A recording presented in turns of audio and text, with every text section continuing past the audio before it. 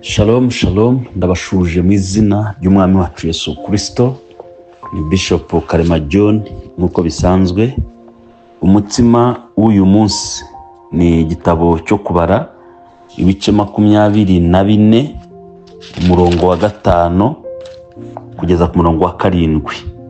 Haravuga ngo ati erega amahema yawe ni meza, wa bwoko bwa Yakobo we, ubuturo bwawe ni bwiza, wa bwoko bwa Isiraheli we, burambuye nk'igikombe,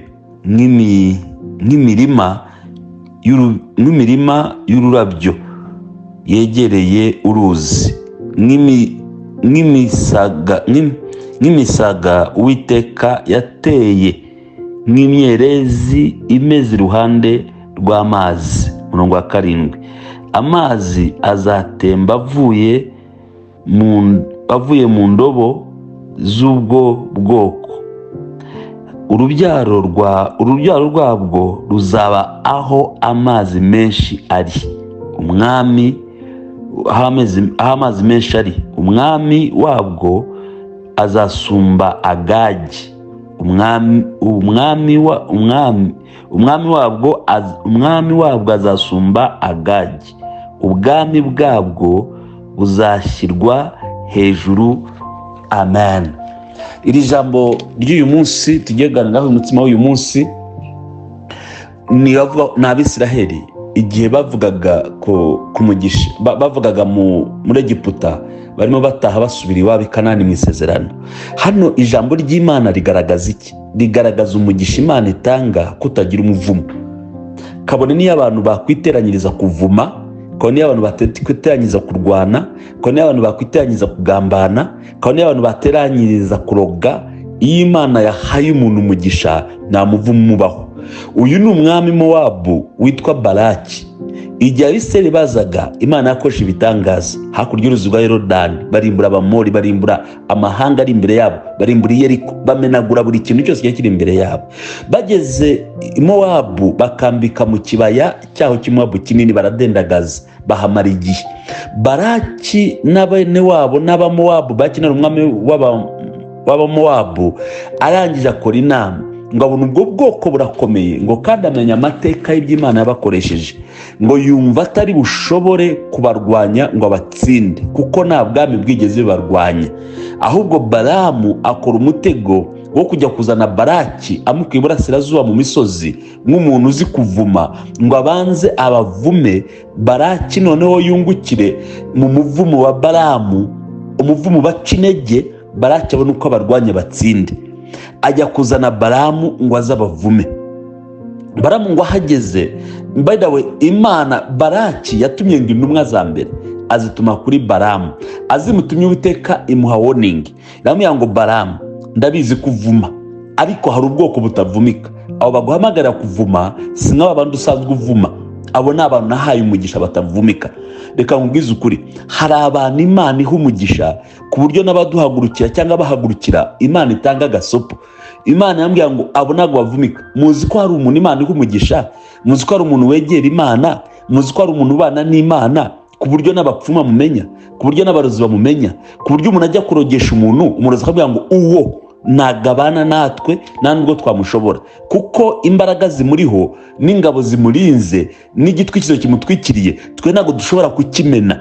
Imana, umugisha w'Imana ntabwo ujya umenwa n'akanwa k'abantu, umugisha w'Imana ntabwo ujya umenwa n'umuvumo w'abantu, umugisha w'Imana nta kintu cyashobora. Haleluya.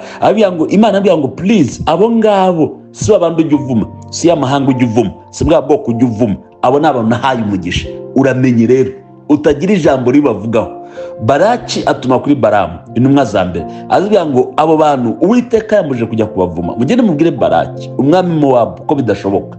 Balaki ngo arangije ngo yohereza intumwa za kabiri, ngo noneho zikomeye z'abategetsi, ngo barabwira Balamu ibyo Balaki yavuze. Baravuga ngo Balaki yavuze ngo araguha ingororano ikomeye kandi itangaje, araguha ibihembo byinshi n'umuvumira aba bantu, ngo kandi arategetse ngo niwange niwinangire uzi ukora akazi.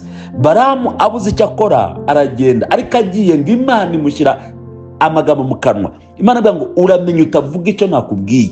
nugera imbere y'ubwo bwoko ukajya kubuvuma, ukoresha amagambo ndi bushyire mu kanwa kawe.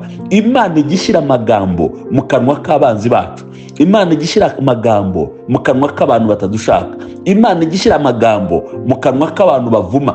Umuntu akavuma kuko Imana yaguhaye umugisha, muri uwo muvumo we Imana igashyiramo umugisha mu izina rya Yesu.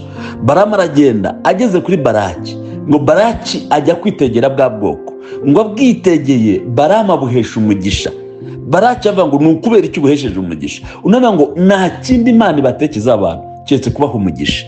Ngo arangiye yimura igicaniro, ngo agishyira ahandi, ashyiraho ibitambo, ngira ngo yimuye igicaniro nk'inshuro zirenga 2.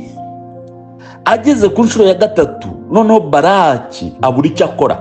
Balamu hano yabaheshaga umugisha, atangira guhesha umugisha urubyaro rwa Yakobo. Avuga icyo arurebaho, avuga ku mahema yabo, avuga ku buturo bwabo, avuga umugisha ubuturo bwabo bufite. Mwambishe ku imigisha yirondoye, avuga imigisha y'urugo, avuga imigisha y'urubyaro, avuga imigisha y'ubwami bwabo ariko bwa Dawidi, avuga buri kimwe cyose, avuga imigisha barimo n'imbaraga zibarimo. Ngo Balaki ageze yavuga ngo basi n'umuvumo w'ureke n'umugisha ureke kubahesha. Ariko ntabwo Balamu yari agifite imbaraga zo gukontorora umugisha Imana ishaka guha ubwoko bwayo.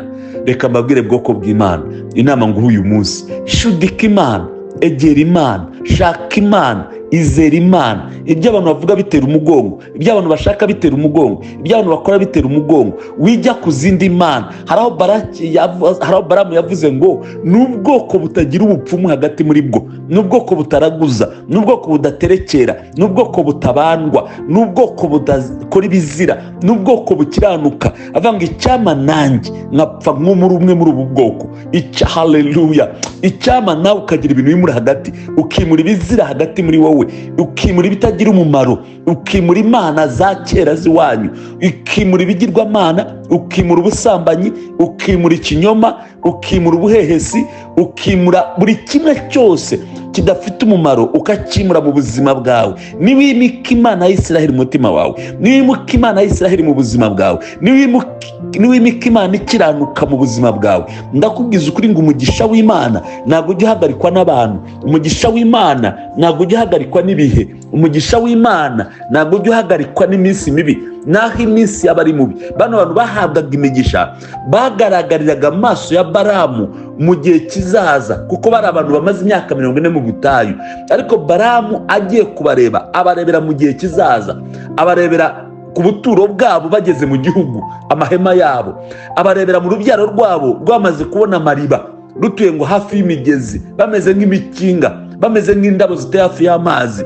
Abarebera kure mu vision, areba ubwami bwabo. Iki gihe nta bwami bagiraga, areba ubwami bwabo, ubwami bwa Dawidi kuntu buzanisha andi mahanga, areba ubwami bwa Salomo kuntu buzaba bufite ubutunzi bukomeye, ageza ku rwego abona n'ubwami bwa Kristo buzima hagati muri bo. So rero nubwo waba urimo guca mu bihe bikomeye, nubwo waba urimo guca mu bihe bigoye, ariko nimba hari imitsi Imana mu buzima bwawe, ndashaka kugira ngo hari ubwami bukurimo, hari umugisha ukurimo, hari ikikugenderamo isitazi. Gikomere ugihagarareho, we guteshuka, we kunanirwa, we gucogora, we gusubira inyuma. Imana yaguhaye umugisha, ntabwo umugisha uvumika. Imana yaguhaye umugisha, ntabwo umugisha bawambura w'Imana. Umugisha w'Imana niba wambura, niba utwara. Umuntu yaguhesha umugisha ejo akaguhinduka, umuntu yakora ikintu cyiza akagikuraho, ariko umugisha w'Imana uba mu buzima bwacu. Ntabwo ujya uhinduka, ntabwo ujya urogwa, ntabwo ujya wamburwa. Ndagusaba rero ngo ukomereho kandi uwizere, uwugenderemo. Imana ya Isiraheli iguha umugisha, Imana ya Isiraheli ikurwanirire, Imana ya Isiraheli